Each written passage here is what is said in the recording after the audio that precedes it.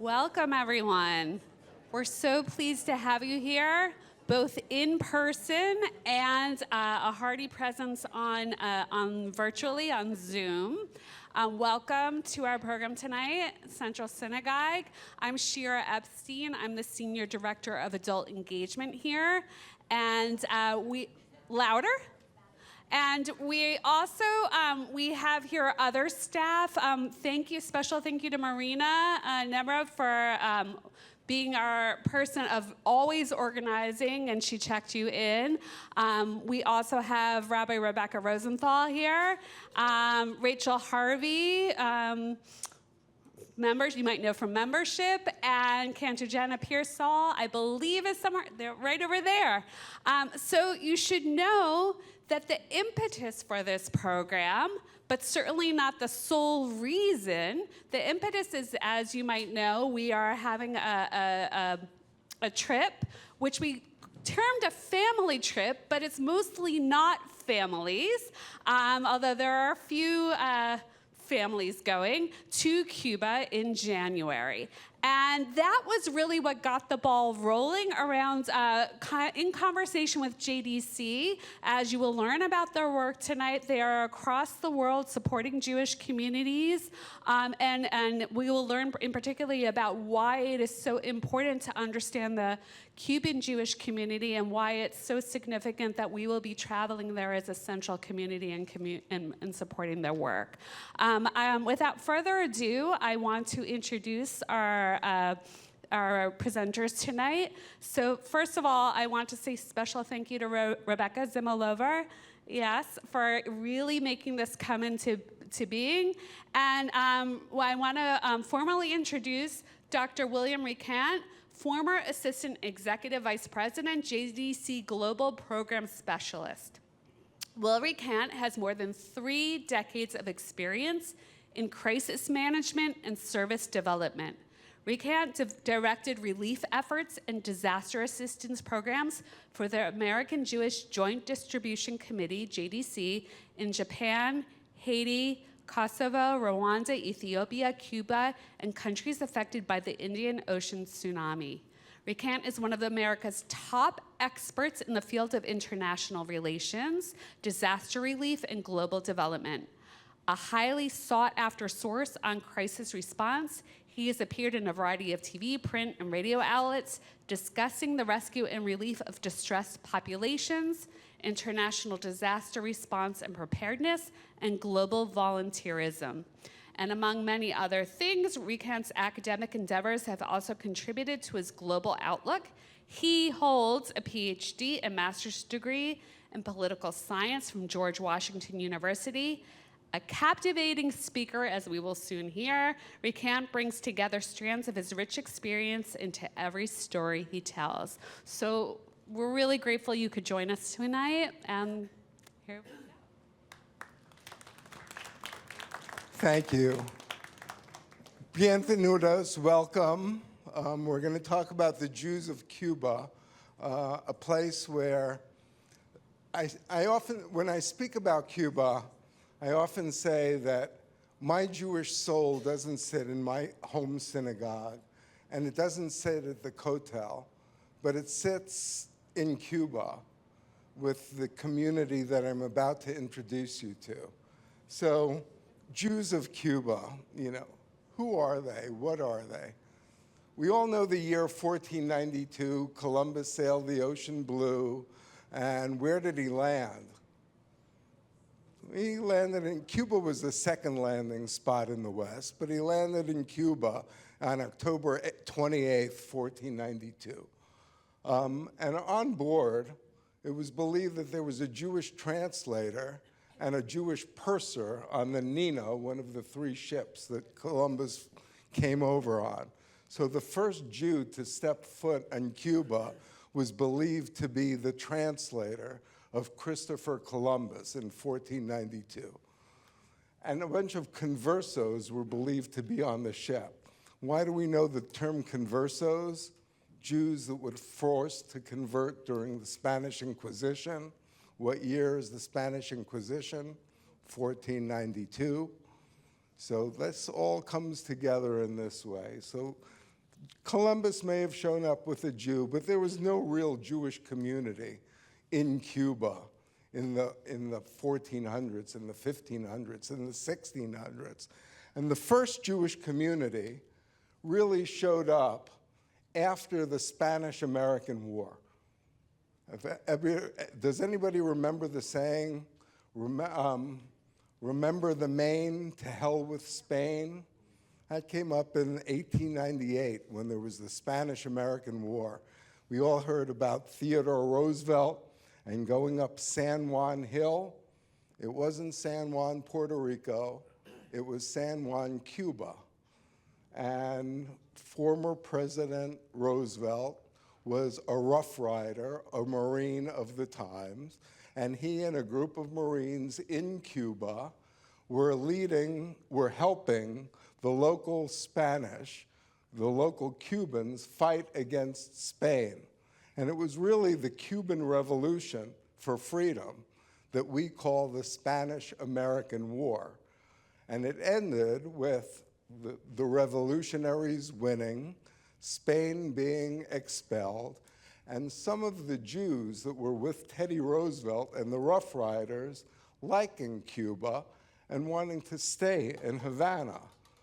And in fact, the first Jewish community, established community, was established by American Jews.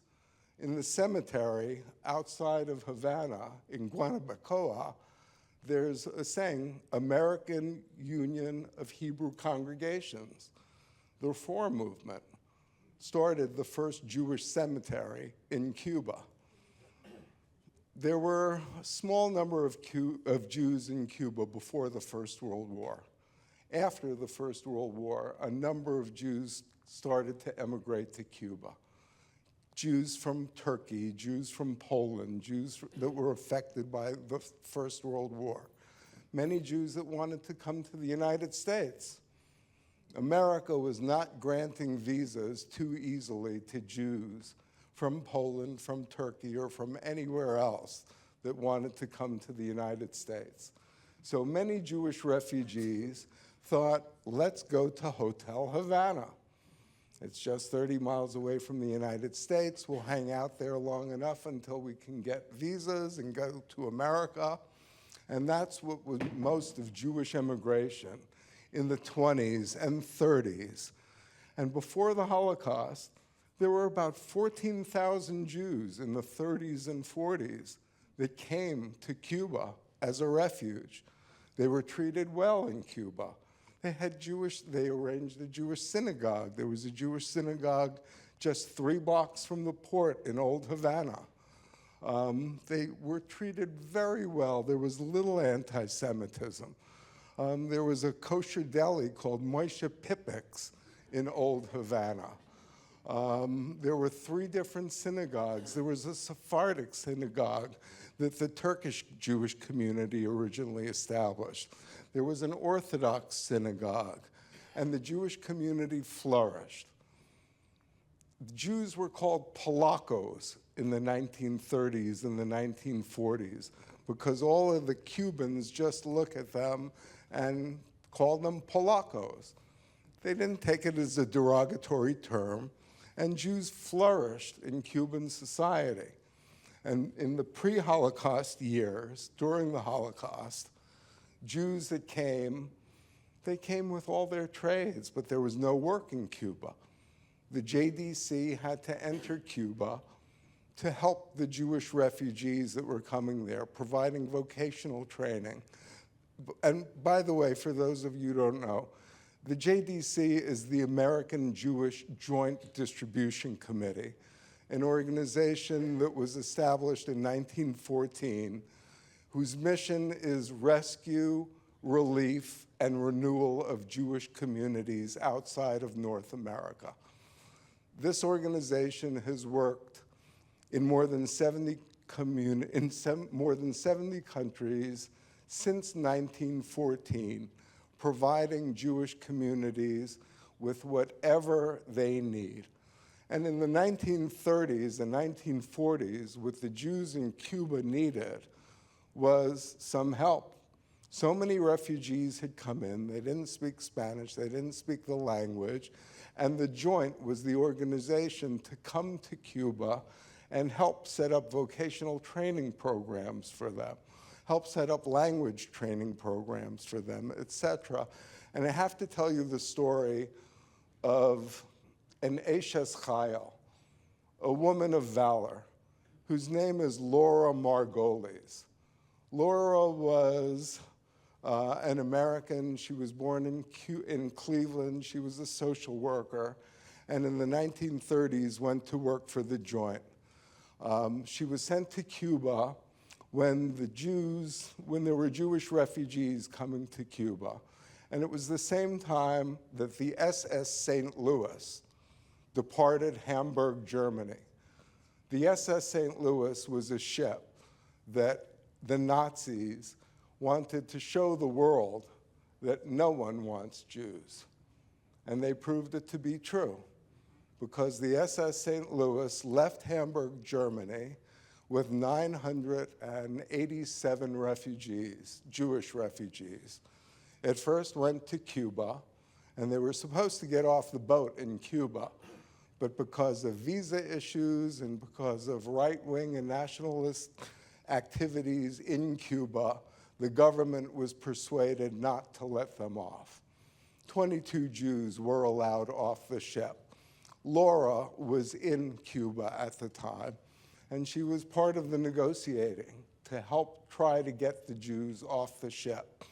She didn't succeed, but the further story with the SS St. Louis is it then went up the East Coast, and it could see Florida, it could see the lights of Miami, just 3 miles offshore. But President Roosevelt did not allow them off the boat in the United States. It went up to Nova Scotia. The Canadians didn't let them in. It went back to Europe, and over 400 perished during the Holocaust from the SS St. Louis. But Laura Margolis, who was in Cuba at the time, thought she was a failure because she didn't succeed in getting everyone off the ship.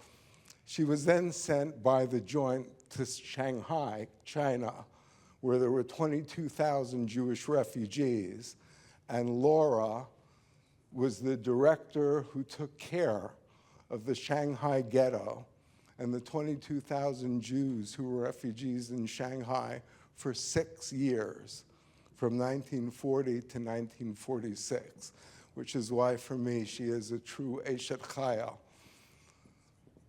In Cuba, in the 1940s, the Jewish community thrived and grew to maybe 15,000, 16,000 people. And they formed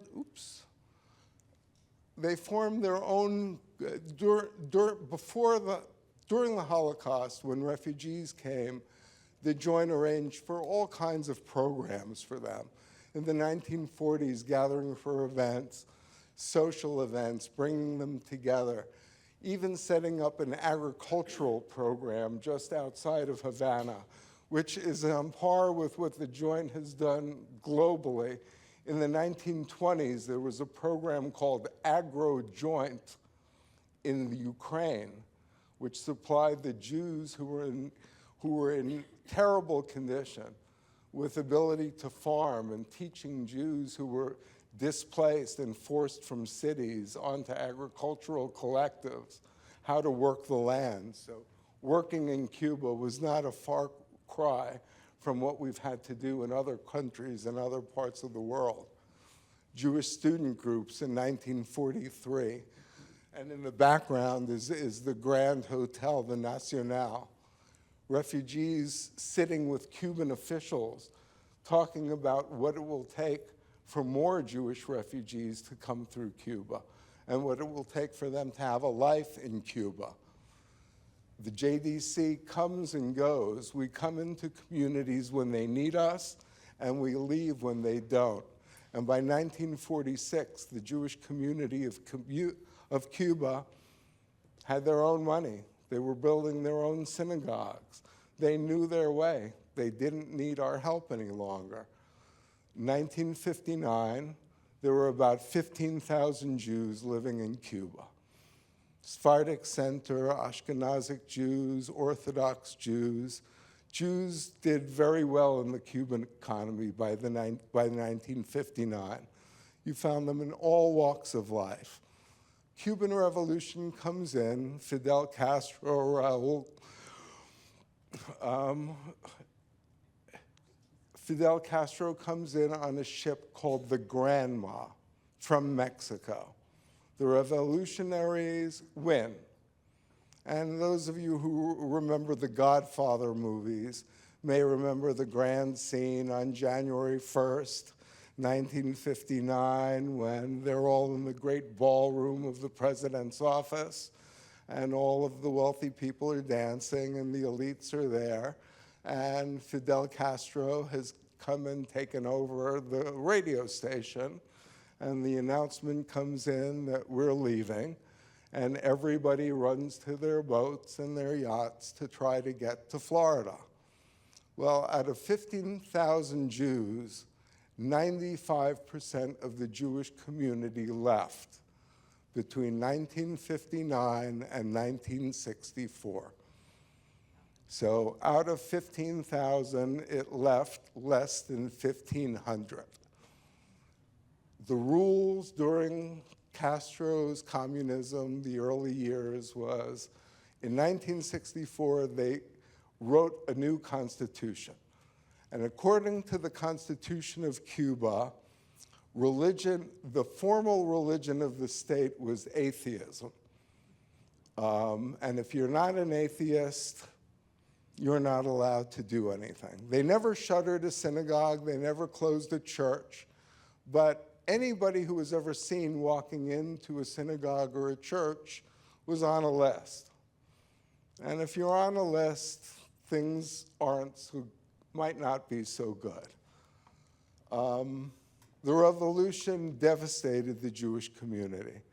The last rabbi left in 1964. The community was bereft.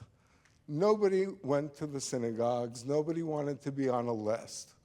Out of 1,500 people, they lived in all parts of Cuba, but they didn't come together. They didn't come together for holidays. And in 1992, there was a change. I was working for the Joint in Washington, D.C., and got a call from the president of JDC saying, there's been a change in the Cuban Constitution. Can you go to the State Department and see what we can do about working with the Jewish community? We're the American Jewish Joint.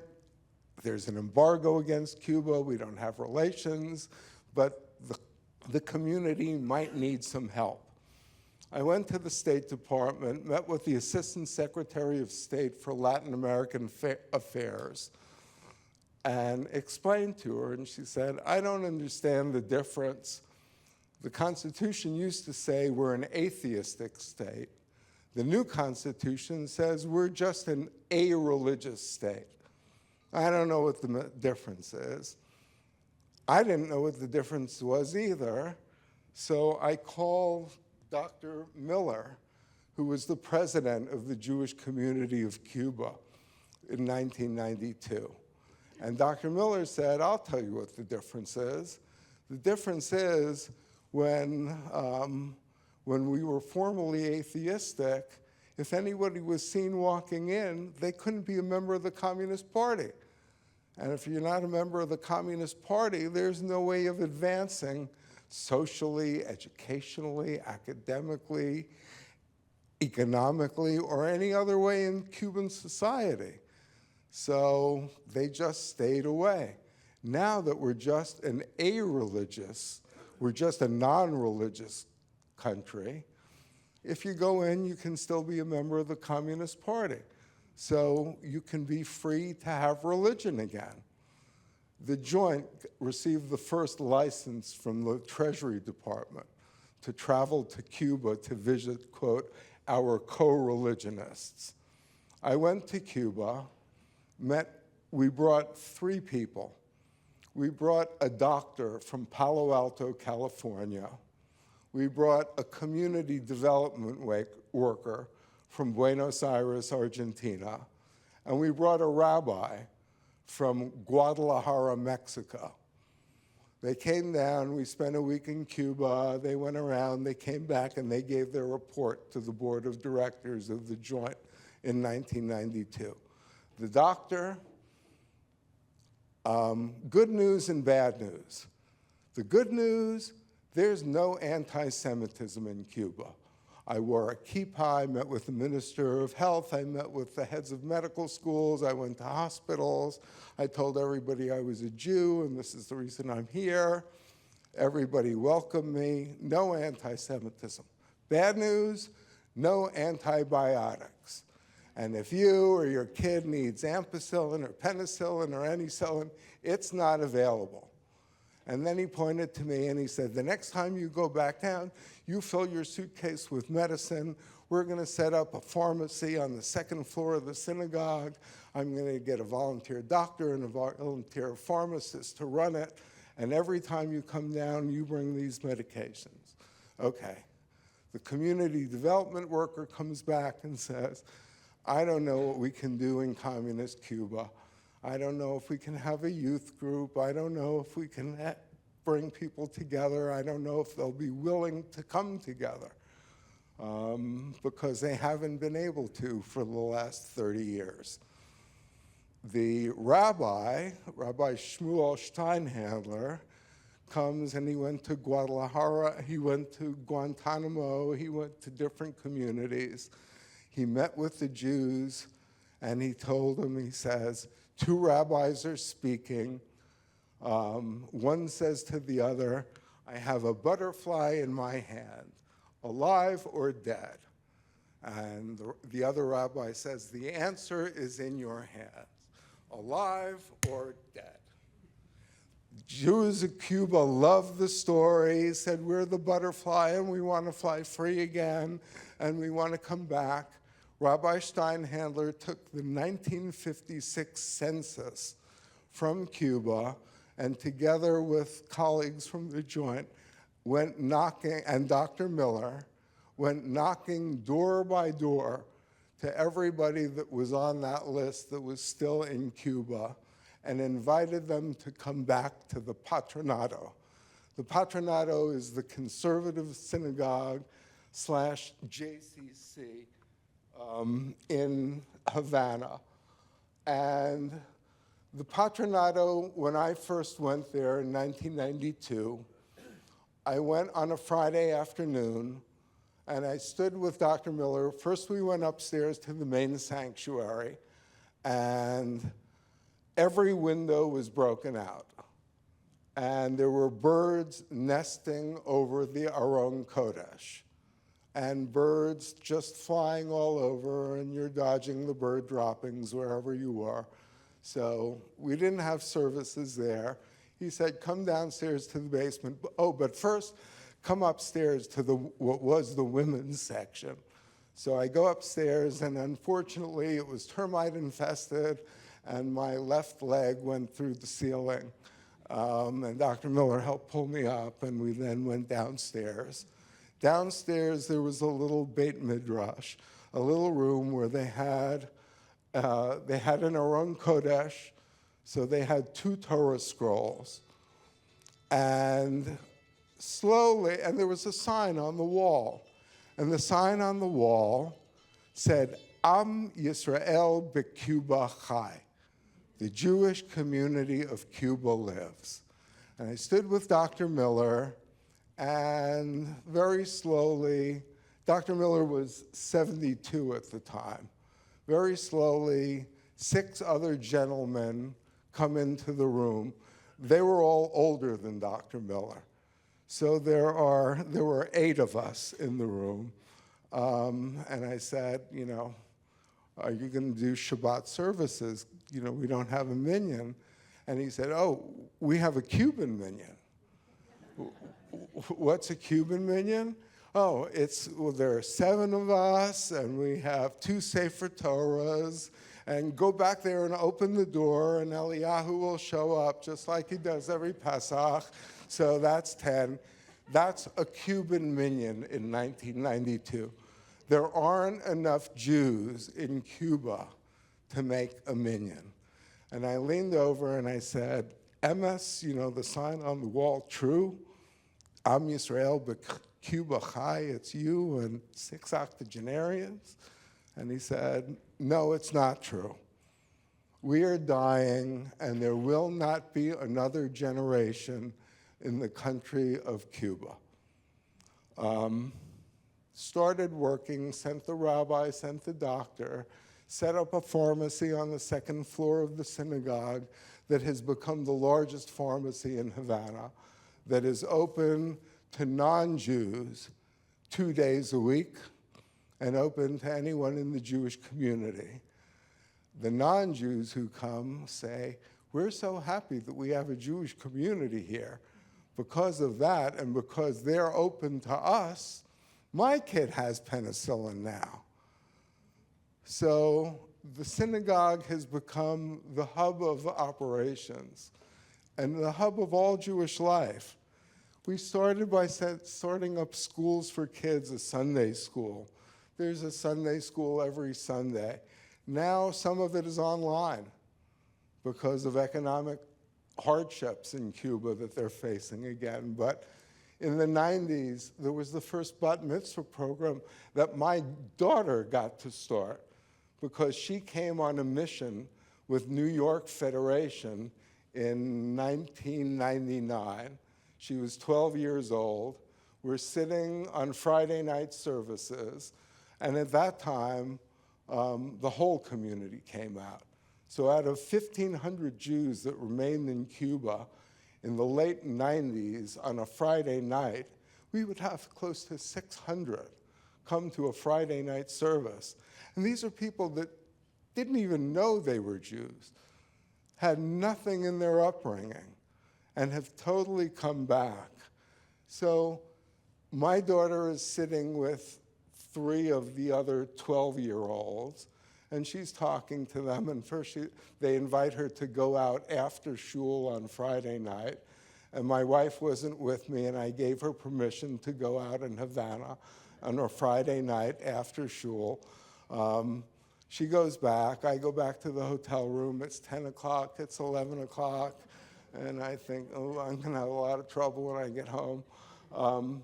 She comes back and she says, you know, Dad, I went to one of the girls' houses, and you know that pair of shoes that she was wearing is the only pair of shoes that she has.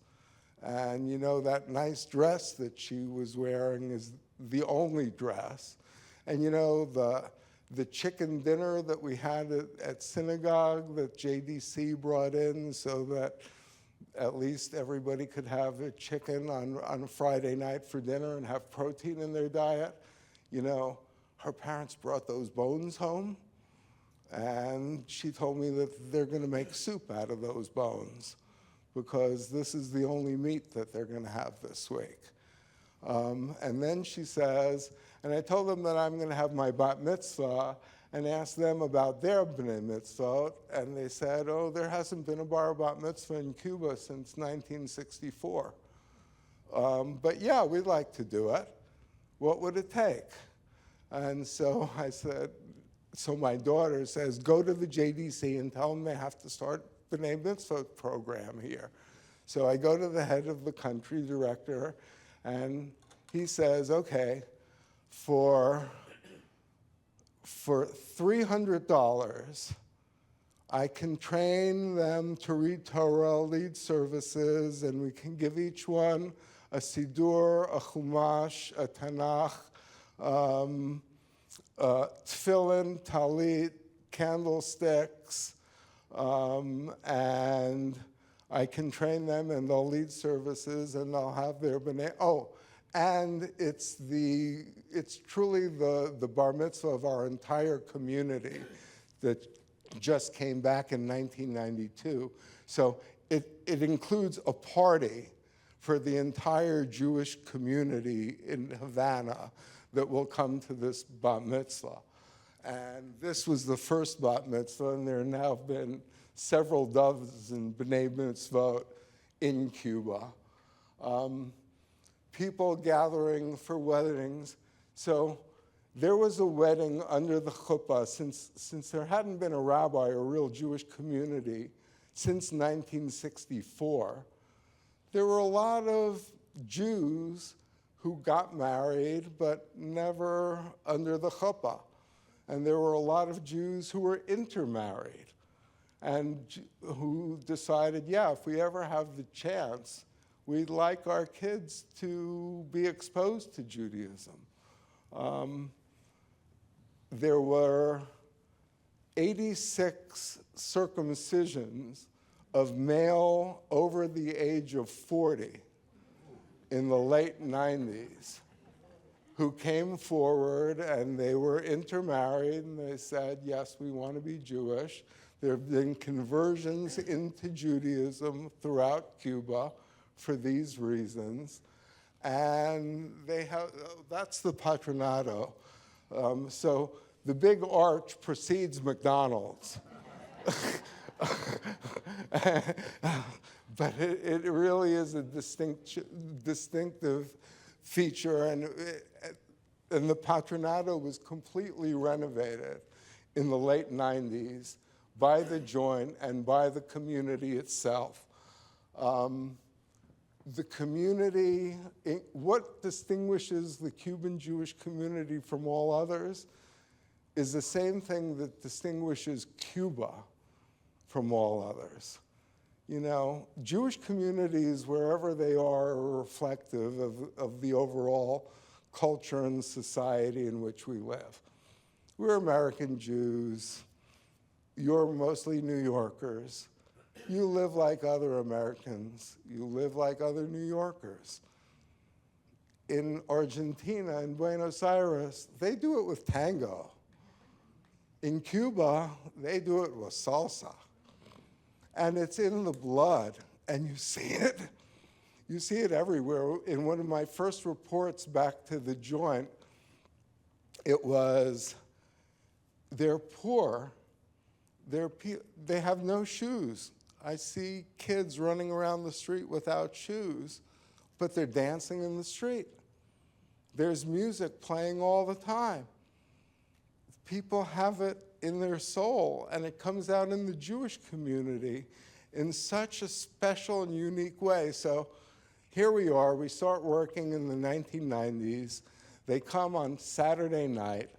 There's not much entertainment in Cuba. People don't have too much money. There's no movies to go to. There are no concerts to see. There are people playing music in the street, but the Jewish community loved to come together on Saturday night.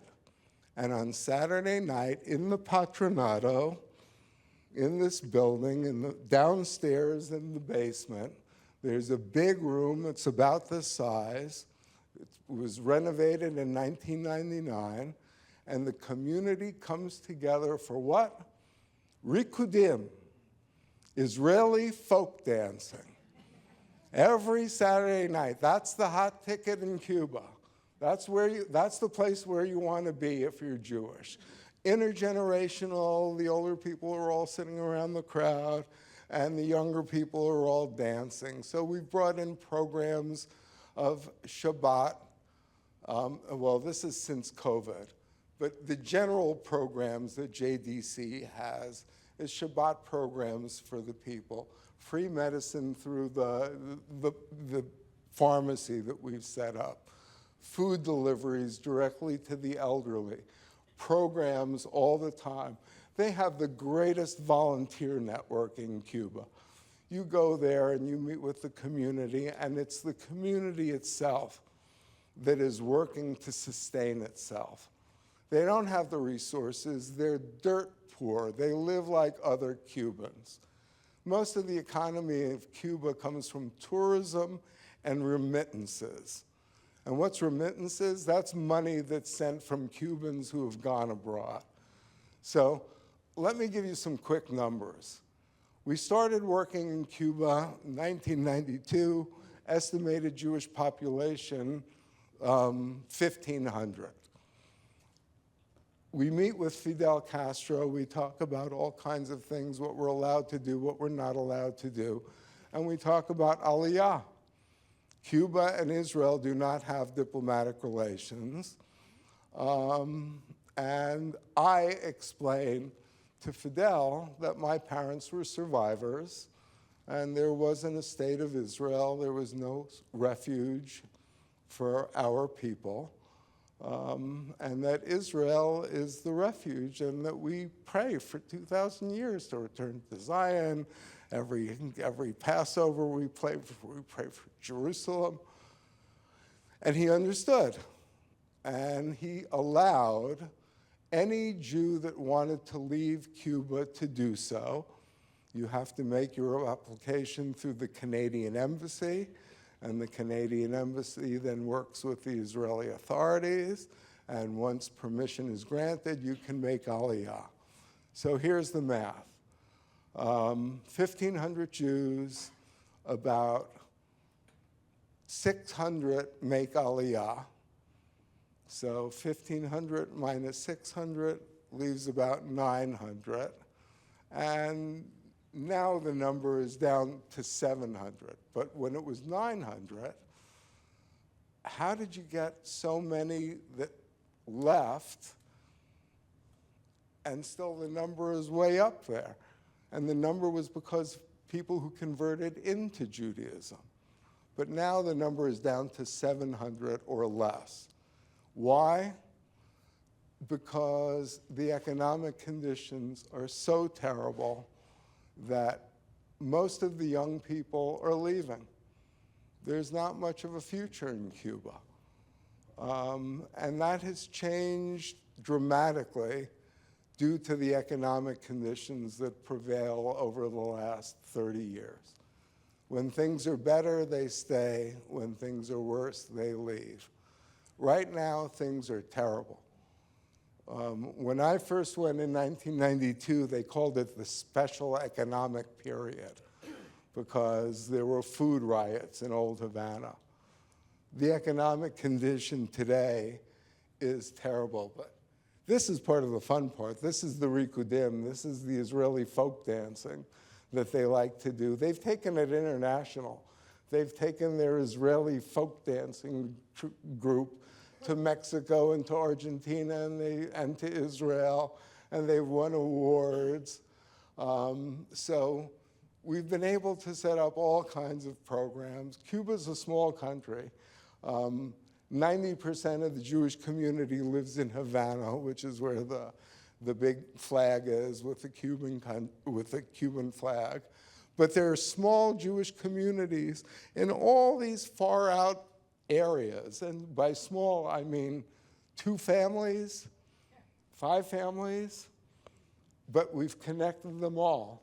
So they're all together, they all come together. These are the programs that are provided today. Shabbat services. Every Shabbat there's a chicken dinner provided. Why is a chicken dinner provided? Because when Dr. Myers came back and said, you need to set up a pharmacy, you also need to get some protein into their diet, because Cubans live according to a ration card. And from your ration card, you get 3/4 pound of meat a month. You get powdered milk up to the age of 7. After 7, you're cut off. You get 8 eggs per month. You don't have a lot. So providing a chicken dinner on Friday night was very important to the nutrition of the community. It took 2 years to get permission from the Cuban government to buy chickens and distribute them in Cuba. Everything takes a lot of time and bureaucracy and regulation. Transportation, we take it for granted how easy it is to come and go. It's very, very difficult for Cubans to make their way to synagogue or get to a Sunday school or get to any program. Fuel costs in Cuba have escalated to the point that even the upper middle class, there's a small upper middle class in Cuba today. that you'll see that they go out to bars and they go out to nightclubs and they have cars and they're living pretty well, and they're mostly artists and artisans and people who are making money from outside of Cuba. The Jewish community is not that. And the Jewish community has to rely on us to rent buses to go and pick people up every Shabbat or every holiday and bring them to services and then bring them home because they can't get there on their own. And because of transportation, because of fuel costs in Cuba, Cuba's economy is terrible. In the late 80s, 90% of the money came from the former Soviet Union. When the former Soviet Union collapsed, Cuba lost $1.5 billion a year in income. It was never made up from any other sources. They relied on Venezuela for a long time to send them oil and gas. Venezuela is no longer capable of sending them oil and gas. Cuba is bereft, and its economy is bottoming out. And it's a very, very difficult situation. And if not for the extra that we're able to provide, the community would have a very, very difficult time maintaining itself even today. So what's happening today? Visiting Rabbi program, Rabbi Steinhandler, who moved from Guadalajara, Mexico to Chile several years ago, is considered to be the chief rabbi of Cuba. They still don't have a rabbi.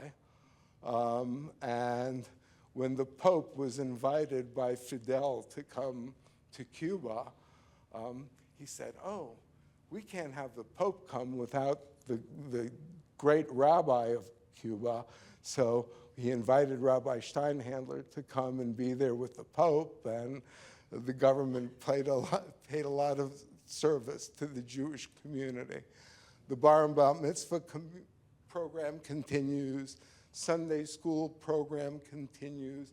For elderly, it's a multi-generational program that works for elderly, for young kids, et cetera, and the Rikudim program regularly going on. This is what's happening today. Still delivery of food, just direct subsidies, and the need to subsidize their income. I was once with a 7-year-old girl in Cuba, and she was crying on her birthday. And I said, oh, you're crying because you're so happy? She said, no, I don't get any milk anymore. Once you're 7, you're cut off from powdered milk.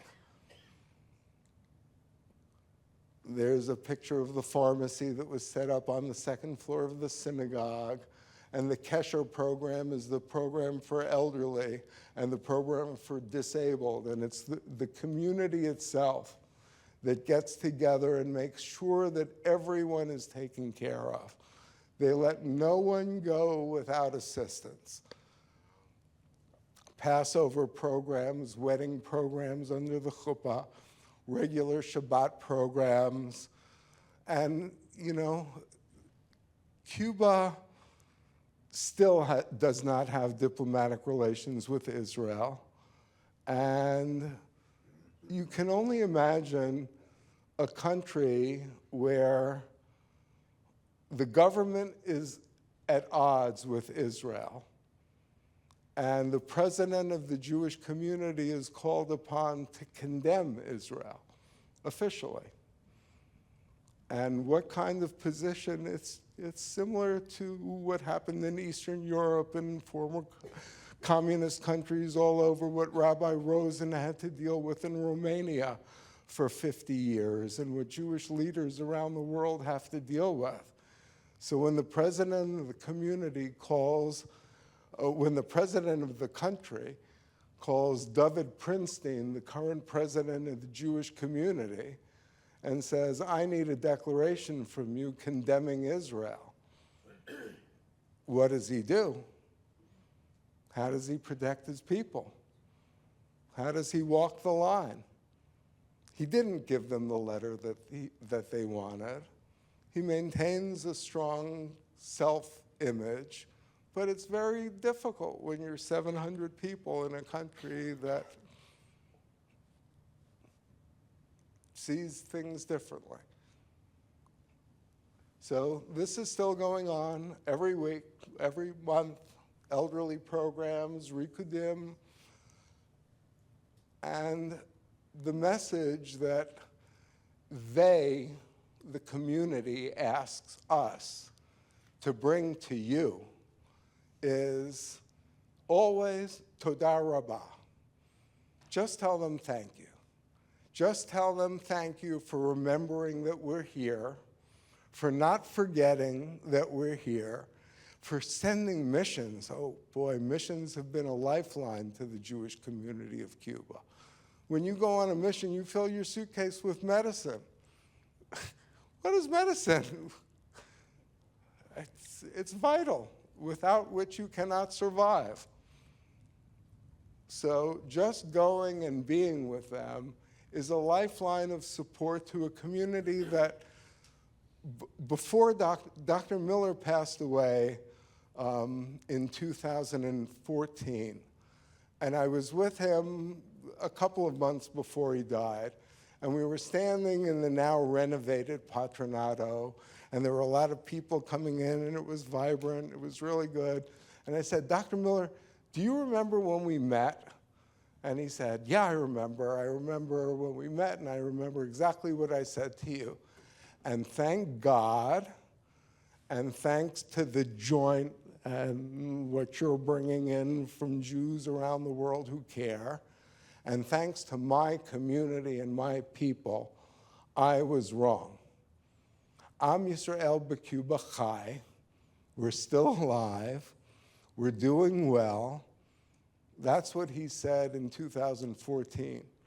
Since then, things have gotten much, much worse.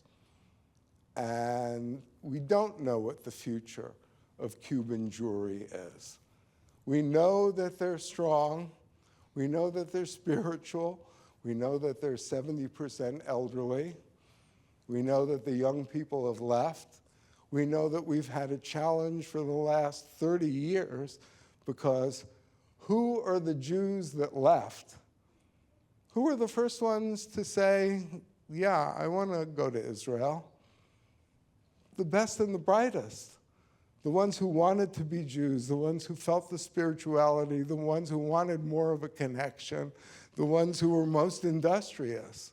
So we've had a constant challenge of training and retraining people to lead the community, run the community, be the community. And my Jewish soul sits with them in large part because my mother, who was a survivor, always said to me, you don't know how good you have it. And I always thought she was talking about bicycles and TVs and material stuff. And it's not till I started working with these communities that it was, oh, I'm free. I'm free to be a Jew. And I got to go to Cuba in a place where they weren't free, or they had no connection, and then refound it. And then just seeing it through their eyes is where my Jewish home is today. So for those of you who are going, just open your eyes, open your senses, enjoy the community and who they are. And for those of us who are not going, just remember, Klal Yisrael, we have Jewish brothers and sisters in 70 countries around the world. Some of them are doing extraordinarily well. Some of them are not. And for those of them who are not, they depend on us. And we are there for them. So from them to you, Toda Rabbah. Thank you very much.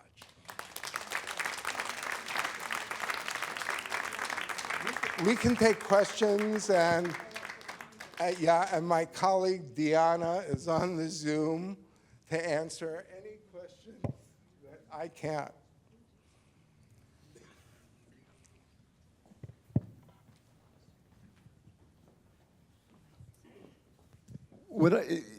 you paint a very dismal picture, and what I don't understand is why would any young people have children and not have an aspiration for their children to get the hell out of that country?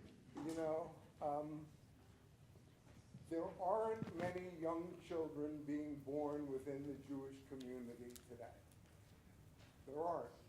They've left. They have the same thought that you do.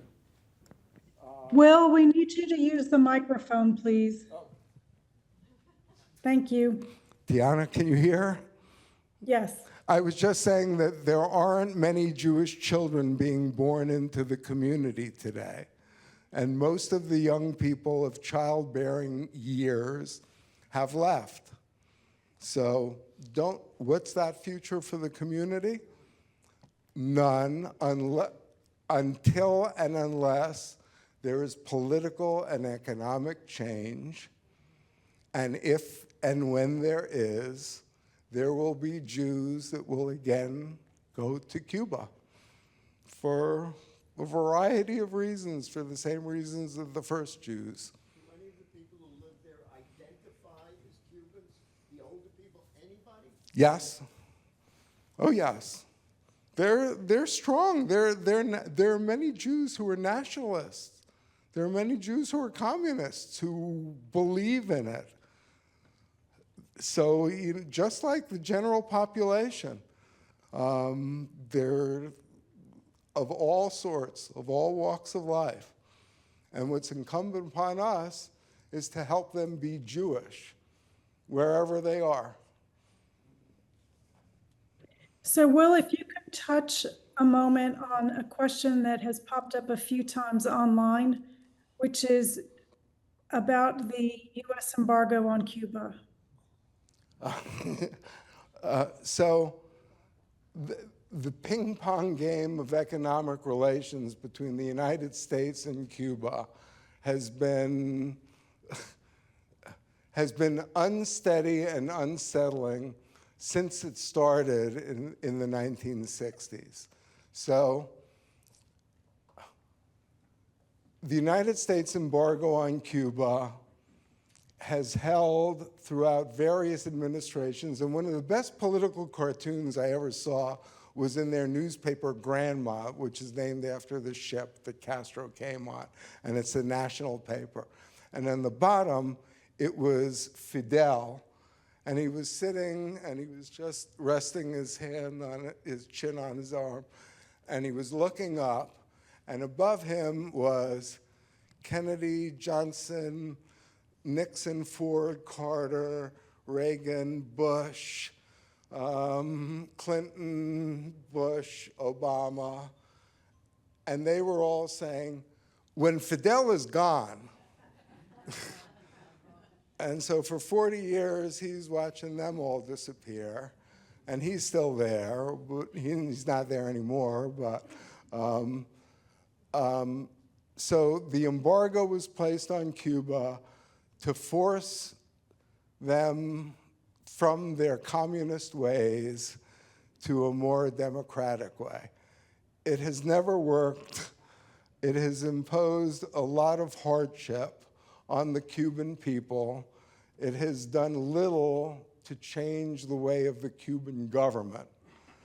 The embargo has been raised and lowered by different administrations.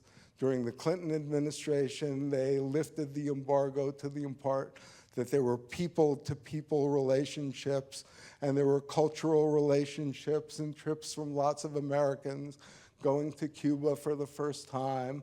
Then it was changed by the Bush administration. Then it was loosened again by the Obama administration. Obama even went to a baseball game in Havana and released an American Jewish prisoner, Alan Gross, who was in prison in Cuba for about 4 years, not for anything he was doing Jewishly, but because he was bringing some computer equipment into Cuba so that they could subvent the blocks that the Cuban government had put on it. But the embargo has been tightened by the Trump administration. The Biden administration left it tight, and that's the current stage. There's very little positive in the Cuban-American relationship at the moment. Deanna, you want to add to that? No, I think you've summarized it well. But related to the same political environment, could you speak a little bit to whether or not there's any anti-Semitism on the island, whether it's personal, at the communal level or at the government level? There's no official anti-Semitism, and there's little to none that's felt by the community or in the streets, unless you have heard differently. Correct. Okay. I had heard years ago that there was a fairly significant cadre of Jews who were very highly placed in the Castro government. Can you speak to that? There were 3 Jews originally in the Politburo. And out of 10 members, 3 were Jews in 1959. Currently, there are no Jews in any of the upper echelons of Cuban government or society. It was rumored that Castro had Jewish blood. There were all kinds of rumors. And again, there were many Jews involved in the Communist Party. And there were many Jews who were influential and involved at the start of the revolution. But no longer is there a Jewish presence in government in Cuba. We'll have time for one last question. Not a question, but a comment. I'm assuming many of you have been to Cuba. If you haven't and you can go, go. Going to the synagogue was the most amazing experience. And you're right, you pack as much medical supplies as you have and also school supplies.